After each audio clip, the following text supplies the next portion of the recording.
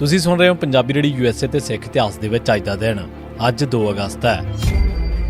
2 ਅਗਸਤ 1696 ਪਟਿਆਲਾ ਰਿਆਸਤ ਕੋਲ ਇੱਕ ਹੁਕਮਨਾਮਾ ਮੌਜੂਦ ਹੈ ਜੋ ਉਹਨਾਂ ਦੇ ਮੁਤਾਬਕ ਗੁਰੂ ਗੋਬਿੰਦ ਸਿੰਘ ਸਾਹਿਬ ਨੇ ਤਿਲੋਕ ਸਿੰਘ ਅਤੇ ਰਾਮ ਸਿੰਘ ਜਿਹੜੇ ਫੂਲ ਰਿਆਸਤ ਪਟਿਆਲਾ ਤੇ ਨਾਭਾ ਦੇ ਬਾਨੀ ਸਨ ਉਹਨਾਂ ਨੂੰ ਲਿਖਿਆ ਸੀ।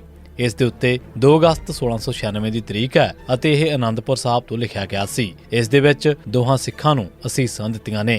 ਇਹੋ ਜਿਹਾ ਇੱਕ ਖਾਤੀ ਇਸੇ ਦਿਨ ਪਿੰਡ ਭਾਈ ਰੂਪਾ ਦੀ ਸੰਗਤ ਨੂੰ ਵੀ ਲਿਖਿਆ ਗਿਆ ਸੀ ਜੋ ਅੱਜ ਵੀ ਇਸ ਪਰਿਵਾਰ ਦੇ ਕੋਲ ਮੌਜੂਦ ਹੈ। 2 ਅਗਸਤ 1764 18ਵੀਂ ਸਦੀ ਤੱਕ ਸਰਹੰਦ ਇੱਕ ਬਹੁਤ ਵੱਡਾ ਸੂਬਾ ਸੀ। ਇਸ ਦੇ 28 ਪਰਗਣੇ ਸਨ ਅਤੇ ਇਸ ਦੀ ਆਮਦਨ 52 ਲੱਖ ਰੁਪਏ ਸਾਲਾਨਾ ਸੀ।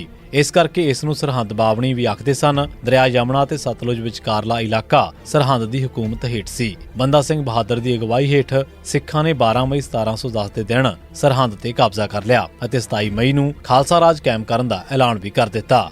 2 ਅਗਸਤ 1988 ਦੇ ਦਿਨ ਪੰਜਾਬ ਪੁਲਿਸ ਨੇ ਗੁਰਮੀਤ ਸਿੰਘ ਮੀਤਾ ਵਾਸੀ ਪੂਲੀ ਬਠਿੰਡਾ ਨੂੰ ਇੱਕ ਨਕਲੀ ਪੁਲਿਸ ਮੁਕਾਬਲੇ ਦੇ ਵਿੱਚ ਸ਼ਹੀਦ ਕਰ ਦਿੱਤਾ। 2 ਅਗਸਤ 1990 ਦੇ ਦਿਨ ਪੰਜਾਬ ਪੁਲਿਸ ਨੇ ਮਲਾਗਰ ਸਿੰਘ ਪੁੱਤਰ ਹਰਦੀਪ ਸਿੰਘ ਵਾਸੀ ਮਹਿਮੂਦਪੁਰਾ ਅਤੇ ਸਰਦੂਲ ਸਿੰਘ ਪੁੱਤਰ ਦਾਰਾ ਸਿੰਘ ਵਾਸੀ ਜੋਤ ਸਿੰਘ ਵਾਲਾ ਨੂੰ ਨਕਲੀ ਪੁਲਿਸ ਮੁਕਾਬਲਿਆਂ ਦੇ ਵਿੱਚ ਸ਼ਹੀਦ ਕਰ ਦਿੱਤਾ।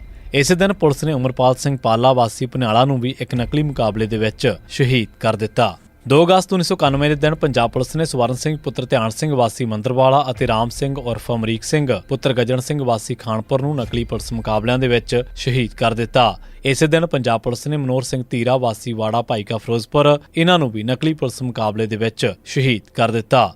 2 ਅਗਸਤ 1992 ਦੇ ਦਿਨ ਪੰਜਾਬ ਪੁਲਿਸ ਨੇ ਬਲਦੇਵ ਸਿੰਘ ਬਠਿੰਡਾ, ਤਜਿੰਦਰ ਸਿੰਘ ਗੋਰਾ ਨਥਾਣਾ, ਲਖਵਿੰਦਰ ਸਿੰਘ, ਸਲਵਿੰਦਰ ਸਿੰਘ, ਨਿਰਮਲ ਸਿੰਘ ਨਿੰਮਾ ਤੇ 2 ਹੋਰ ਸਿੱਖਾਂ ਨੂੰ ਨਕਲੀ ਪੁਲਿਸ ਮੁਕਾਬਲਿਆਂ ਦੇ ਵਿੱਚ ਸ਼ਹੀਦ ਕਰ ਦਿੱਤਾ।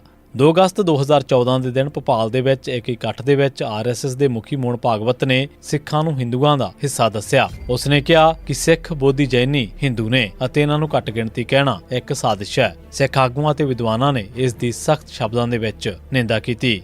2 ਅਗਸਤ ਦੇ ਦਿਨ ਭਾਰਤ ਦੀ ਸੁਪਰੀਮ ਕੋਰਟ ਦੇ ਇੱਕ ਹਿੰਦੂ ਮੂਲਵਾਦੀ ਜੱਜ AR ਦਵੇ ਨੇ ਕਿਹਾ ਕਿ ਜੇਕਰ ਮੈਂ ਮੁਲਕ ਦਾ ਡਿਕਟੇਟਰ ਹੋਵਾਂ ਤਾਂ ਗੀਤਾ ਅਤੇ ਮਹਾਭਾਰਤ ਸਕੂਲਾਂ ਦੇ ਵਿੱਚ ਲਾਜ਼ਮੀ ਕਰ ਦੇਵਾਂ। ਇਸੇ ਸਿੱਖ ਇਤਿਹਾਸ ਦੇ ਵਿੱਚ ਅੱਜ ਦਾ ਦਿਨ। ਤੁਸੀਂ ਸੁਣਦੇ ਰਹੋ ਪੰਜਾਬੀ ਰੇਡੀਓ USA।